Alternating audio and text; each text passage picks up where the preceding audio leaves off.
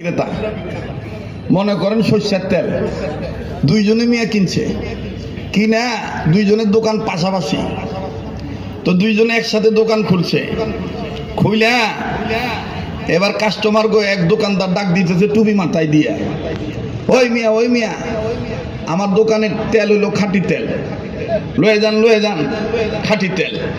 তার পাশের দোকানদার কইতেছে কিরে, আমরা দুইজন একসাথে পাইকারি দোকান থেকে তেল কিনে আনলাম, বেটা টুপি মাথায় দিয়ে কেমনে কেউ ওরটা খাঁটি, তাহলে কি আমারটাও খাঁটি নি? এবার ও ডাক দিয়ে কয় কি বে সোলাইমান, তুই টুপি মাথায় দিয়ে যেভাবে কইতেছ আমার দোকানে হ্যাঁ আমারটা খাঁটি।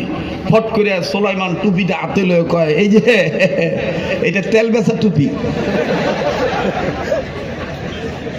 এটা কি বেচা টুপি? কি টুপি? তেল বেচা টুপি। তো ইসলামী আন্দোলনের কর্মীরা 2-3 মাসের লেগে টুপি মাথায় দেয় না, এরা বুঝ হওয়ার পরের তেনে টুপি মাথায় দেয়। ভোট পাইলেও টুপি মাথায় দিব, ভোট না পাইলেও টুপি মাথায় দিব, কথা বল ঠিক কিনা?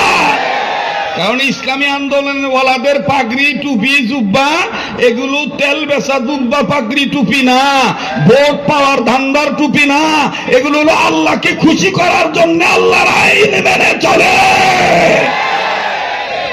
ভাই রাগ করতেছেন নাকি? ভাই বেজার হইতেছেন?